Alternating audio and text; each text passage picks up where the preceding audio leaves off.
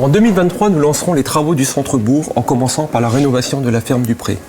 Avec un espace paysager au nord de celle-ci, l'amélioration de la piétonisation entre la mairie et le bas de la rue des Labours, et nous créerons également un parvis devant l'église. Les premiers mois de 2023 seront consacrés à la définition détaillée de ces projets et nous visons un début de chantier vers la fin de l'année. Notre volonté est la mise en valeur de notre cadre de vie du centre-bourg, s'inscrivant dans un environnement typique de Seine-et-Marne, avec à proximité quelques ouvrages de référence comme l'Atelier de Paix, la salle Goudailler, l'église et notre lavoir. Nous souhaitons également créer des liaisons douces et agréables pour faciliter la circulation piétonne en plein cœur de bourg. À terme, plusieurs nouveaux commerces viendront compléter l'offre au rez-de-chaussée de la ferme du Pré, agrémenté de larges terrasses sur la façade sud de ce bâtiment.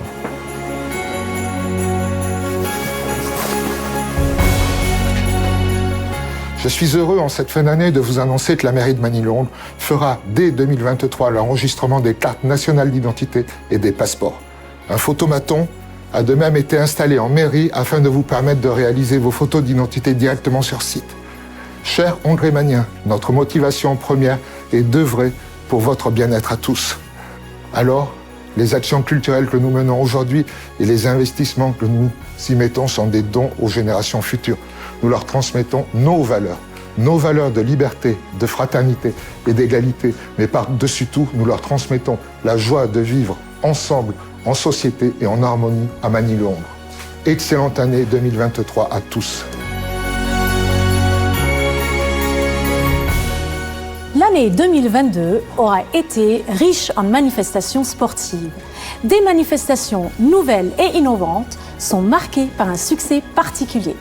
Le Trail Junior, la Hongrémanienne, Sport by Night et Magny Summer ont rassemblé des milliers de personnes venant de Magny et d'ailleurs.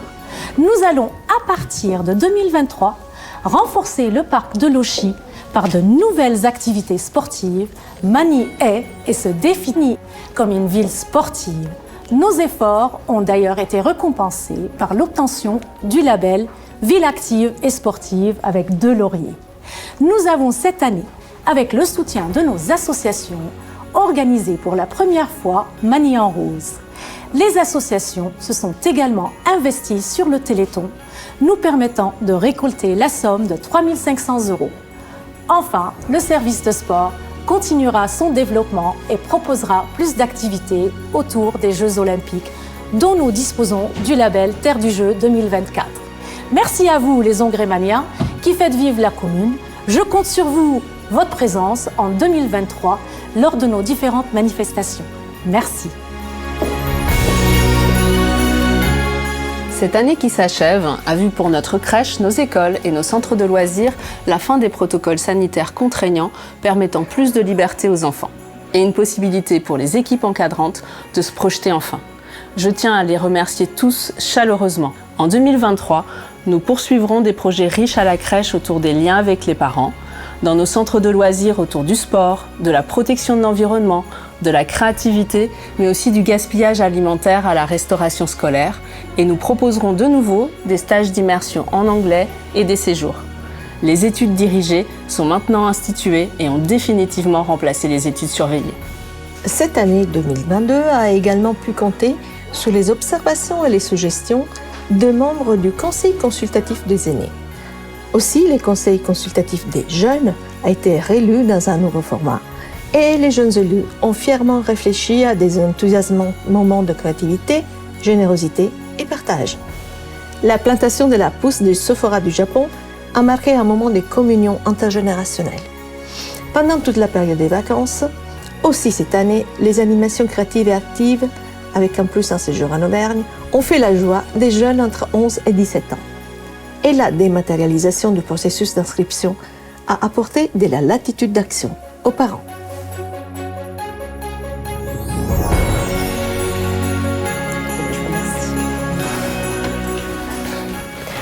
En septembre dernier, vous avez découvert le nouveau logo, moderne et connecté, à l'image de notre ville, ainsi que des valeurs que nous défendons.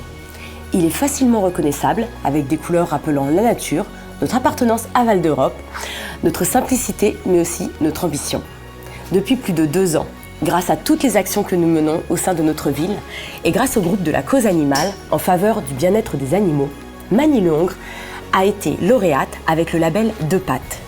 Nous continuons dans cette dynamique pour faire avancer les différents projets. Bonjour à toutes et à tous. Donc, je suis ravie de vous accueillir dans notre bureau pour ces vœux de l'année 2023. Donc en 2022, comme vous le savez, on a démarré l'année dans la poursuite de 2020 et 2021. Cette étape étant passée, on est maintenant confronté à une autre problématique qui devient de plus en plus importante ces derniers mois, c'est celle de l'augmentation du coût de l'énergie. Les perspectives, c'est une multiplication au moins par 6 du coût du mégawatt de gaz et par 3 de celui de l'électricité. Ce qui veut dire potentiellement pour la ville 1,5 million de dépenses supplémentaires. Donc, comme vous le comprenez, on est bien obligé de mettre en place un certain nombre de mesures. Alors, on poursuit celles qui ont été réalisées les années passées en termes d'investissement, qui ont une rentabilité sur plusieurs années, mais on est passé à la vitesse supérieure au quotidien. Alors, tout d'abord, au niveau des bâtiments, où on a fortement réduit et réglé le chauffage, de façon à s'assurer d'avoir 19 degrés en journée, que ce soit à l'hôtel de ville, mais aussi dans les groupes scolaires. Bien sûr, la crèche, elle, reste à 21 degrés, et on a réglé toutes les salles de sport et le gymnase à 16 degrés. En ce qui concerne l'éclairage public, on a commencé à réduire celui-ci sur certaines rues de la commune où on a éteint un certain nombre de lampadaires. On regarde vraiment par rapport aux traversées piétonnes, par rapport au croisement, de façon à s'assurer que les lampadaires que l'on éteint ne sont pas potentiellement accidentogènes. On a également fait un réglage pour tous les éclairages LED qui étaient en place dans la ville. Donc il faut savoir qu'on a à peu près 700 éclairages LED pour un peu plus de 2000 points lumineux, de façon à réduire la luminosité à 30% en fin de soirée et en fin de matinée et à 10% pendant les heures de la nuit où les rues sont les moins fréquentées. Mais je voudrais aussi vous parler donc de nos projets pour 2023. Donc on a essentiellement 2 projets sur lesquels on a bien avancé puisque après 2 ans de mandat, les choses commencent à se profiler.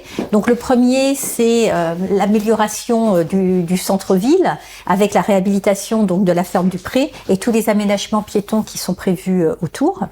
Donc au niveau de la ferme, donc on aura 2 commerçants au rez-de-chaussée avec d'un côté des terrasses et de l'autre côté des vérandas.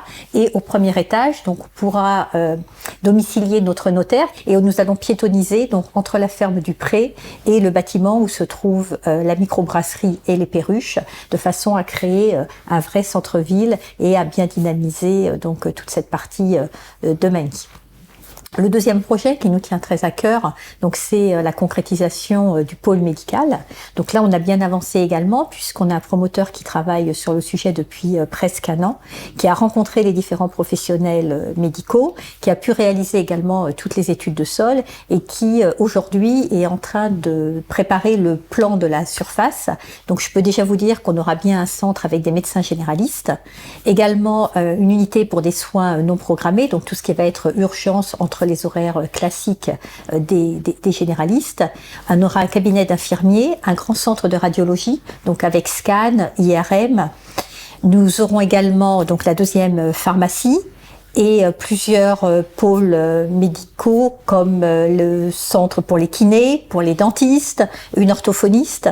Et on travaille aussi en partenariat avec l'hôpital de Jossigny pour que certains professionnels qui sont très en demande sur le secteur, je pense notamment aux dermatologues, aux endocrinologues, pour qu'ils viennent assurer des permanences 1 ou 2 jours par semaine.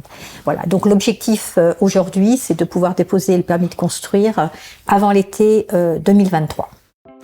Donc tout au long de l'année, comme vous avez pu le constater, on a maintenu de nombreuses manifestations et festivités.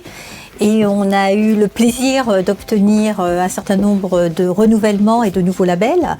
Donc comme Virginie vous en a parlé, donc nous avons effectivement le label 2 pattes et je remercie tous les habitants donc qui font partie du groupe Cause Animale pour leur investissement au quotidien auprès de nos amis à 4 pattes ou parfois à 2 pattes aussi.